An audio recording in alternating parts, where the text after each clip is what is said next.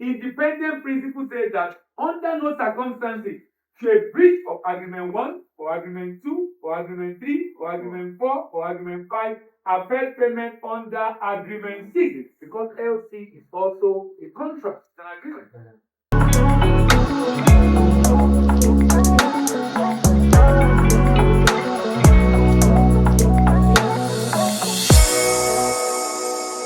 Let's move on. To pay or reimburse the issuing bank, upon which is what led to this, honoring the credit, and to indemnify the bank against losses, liabilities arising from the transaction. Key principle: the issuing bank acts on behalf of the applicant for assume its own independent obligation towards beneficiary. Did you see that? Can you see when I said the parties obligating? The issuing bank assume what? Responsibility. Assume.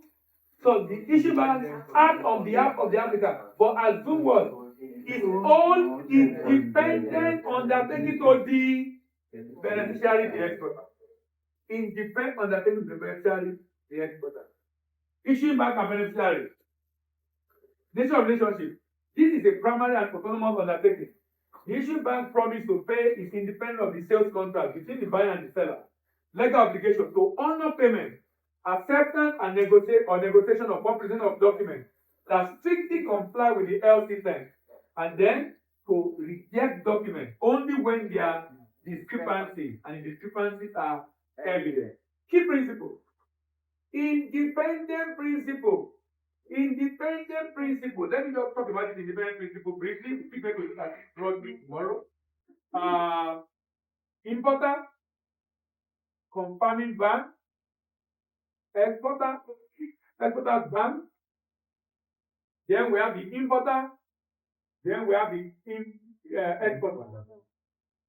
There's an agreement between the exporter and the importer, agreement number 1. There's an agreement between the issuing bank and its bank, agreement number 2. If this customer is being funded by the bank, there's an agreement, agreement number 3. If this is confirming bank and confirming for this bank, there's an agreement, agreement number 4.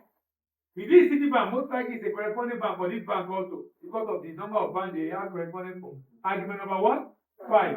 There's an LC that joins them together, agreement number 6.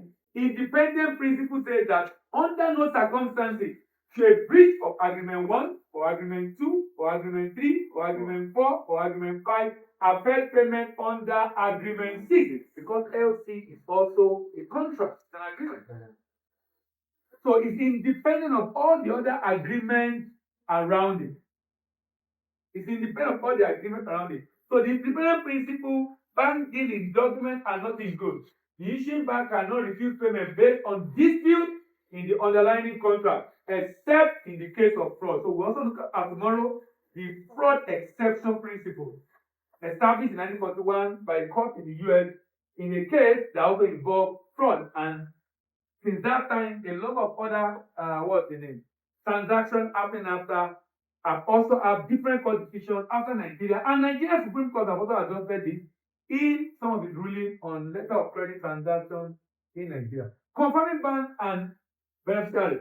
Nature of relationship. When a confirming bank, usually the exporter's bank, adds confirmation to the credit, it undertakes a separate and direct payment obligation. A separate and direct payment. So this is an exporter in Nigeria. This is an importer in Venezuela. This is a Venezuelan importer bank. This is a confirming bank. Because of the issue in Venezuela, the Venezuelan bank is unable to pay the exporter. These banks assume independent undertaking. Both of them give undertaking to this guy. But the undertaking is what? Independent. Because if I can't get money here, we're asking. If I can't get there, we're asking. Both of them are giving separate, independent undertaking on this transaction. Legal application. To honor or negotiate documents if they comply with the credit terms, or to protect the beneficiary against political, credit, and country risk of the issuing bank. Key principle: the confirming bank assumes joint liability with the issuing bank, providing the exporter with additional payment security. Issuing bank and confirming bank. Nature of relationship. There is an intercontractual relationship, interbank contractual relationship governed by UCP and URR. URR is Uniform Rule for Bank to Bank Reimbursement and banking correspondence. Legal obligation. Now, the issuing bank reimburse the confirming bank upon its payment. Both parties communicate amendment, authenticity, and document examination decision promptly. So, if this bank is the one that pays, since the primary obligation here, he will reimburse the confirming bank. If the confirming bank, issuing bank is going to pay, he will just pay. But if the confirming bank pay, you have to reimburse because this is the person primarily liable before the other. Excuse me. Yes, go ahead. This is the previous slide. Okay.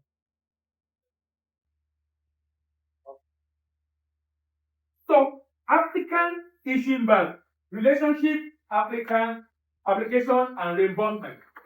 The importer apply and then reimburse.